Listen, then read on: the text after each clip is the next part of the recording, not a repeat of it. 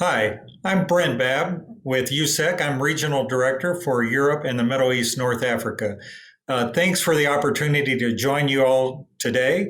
Hopefully next year at this conference, I can be able to do it in person, but we're glad to have a webinar and have this capacity and ability to work with you even from afar. USSEC, the company I'm working with, represents U.S. soybean farmers, our U.S. soybean industry. We work closely with the USDA and the Foreign Ag Service and our customers around the world. We have around 250 staff that are full or part-time working with USSEC in many countries around the world. I wanted to just highlight today the community and agriculture that we're all involved in. And I think it's been very important in these last 4 months as we work together, kept our countries well fed. In most cases, that's been one thing that they haven't had to worry about during all these troubling times. So working together as a community is very important, and I think we've been resilient and done a wonderful job of bringing our products to the industry and then to the consumers. And looking at the community of soy, ASA, as some people know, which is a founder of USSEC, representing the U.S. soybean farmers, was founded 100 years ago. Over 1,000 farmers way back in 1920 gathered in the state of Indiana and started ASA. So we know in Europe times or in Russian times, the timeline, 100 years is fairly short, but in the soy industry, that's a long time to be a community. And we've been glad to work with you in many of those years, in the last 30, 40 years. And here's just some of the recent photos of us working together, of course, before our coronavirus time. I mentioned we work with the U.S. industry. We have 100 member companies. You'll recognize many of the companies on here that are working. So we're glad to work with them to help bring U.S. soy to our customers around the world. I want to talk just quickly on our exports. That's what the U.S. Soy Export Council is focused on. So this year, for our whole soybeans, we're actually slightly ahead of where we were last year. That's represented by the red line as our current year. We've still got 3 months or so left in the marketing year, so hopefully that line goes up even a little more. The blue line is last year exports, and then the green line shows our 5-year average. So clearly you can see there's quite a few, over 10 million tons less than previous 5-year average, and that's all due to the U.S.-China trade relationship, and China only buying about half of what they normally did. And any soy export discussion, of course, has to include China. So a lot of people are wondering what's going on with that. Again, the red line represents our current year, just over 13 million, or right at 13 million metric tons for our current year, which is what we shipped to Russia, or not to Russia, but to China all of last year. So like I said, we've got 3 months left in the year, so hopefully that number continues to increase. Of course, China had been averaging around 25 to 30 million metric tons of soybeans from the U.S. each year, but these last 2 years, they've been well below those numbers. A lot of discussion on phase one, the phase one trade agreement between China and the U.S. So that has been agreed upon. Purchases have begun. The agreement is around $36 billion to import, China to import $36 billion of U.S. agricultural products in this year, 2020. So far, they're less than 10 billion, but normally our big shipping season is, of course, at soybean harvest later in the year. So the last 6 months of the year, hopefully those numbers really pick up. You can see this shows the last 20 years of what we've exported to China in our agricultural products. Soybeans is normally over half of that value. Back in 2012, 13, and 14, we were over $25 billion. But as you remember, soybean prices were $12, $14 a bushel. So 50% more than the soybean prices were 50% more than they are currently. Other big products we export are corn, DDGS, sorghum, of course now pork products, some of the meat products, as they had ASF issues in China. And cotton and fruits and nuts is another. So hopefully all these ag exports continue to increase to China throughout the rest of the year. Looking at U.S. soy and why customers around the world buy U.S. soy, the composition is very good. Looking at protein, higher amino acid value, lysine, the other amino acids, and better performance from poultry and livestock. Also higher energy in soybean meal from U.S. soybeans than many other locations.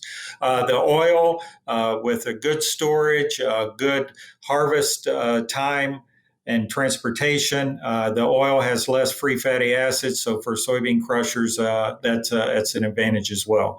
Very consistent supply, great transportation ability with rail and with our barges and river system in the U.S., able to bring that soybean very efficiently and very easily to our customers around the world. And 36 million hectares of soy production is normal, and that's spread out through a lot of the U.S., especially the what we call the Midwest, right in the center of the U.S.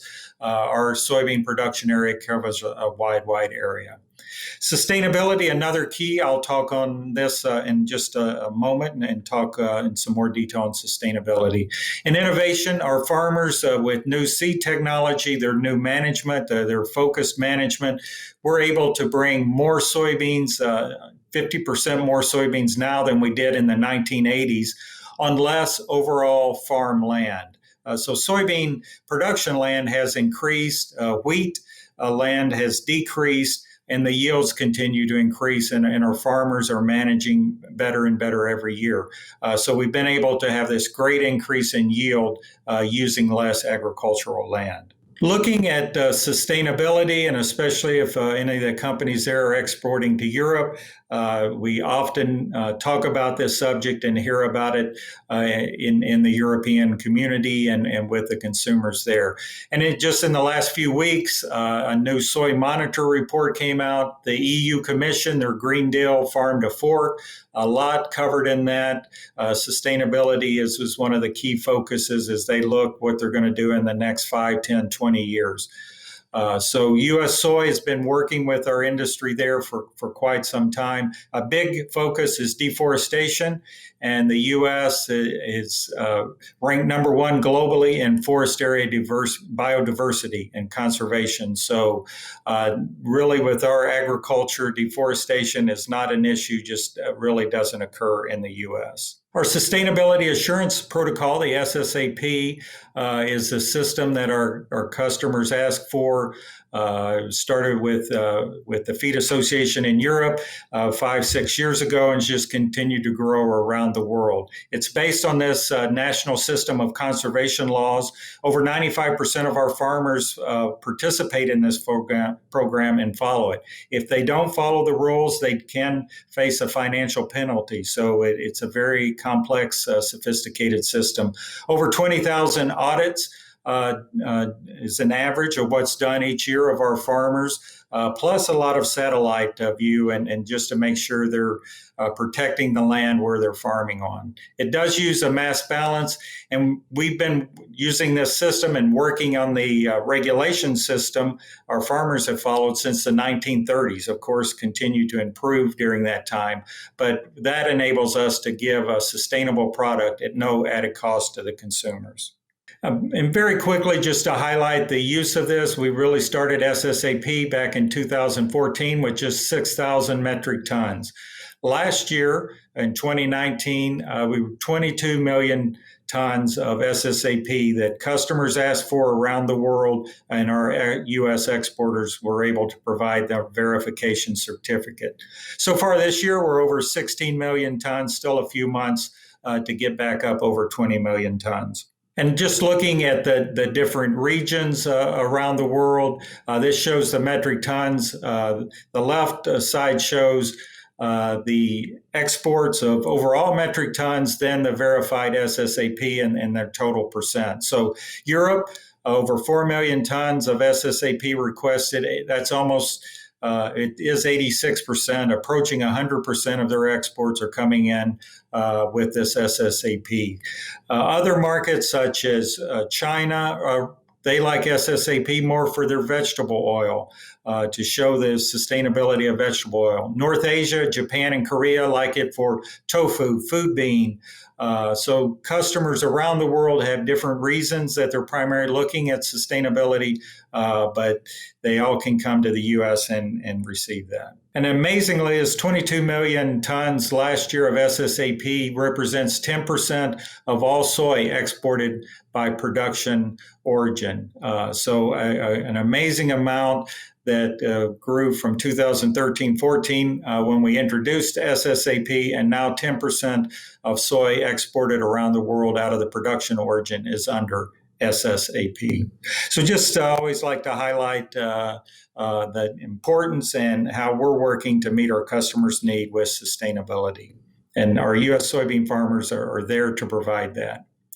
So thanks so much for this opportunity. Thanks to Maria, who works with USSEC in Russia and has for many years, and the many friends and customers and colleagues that we have in that community. Thanks for all your support.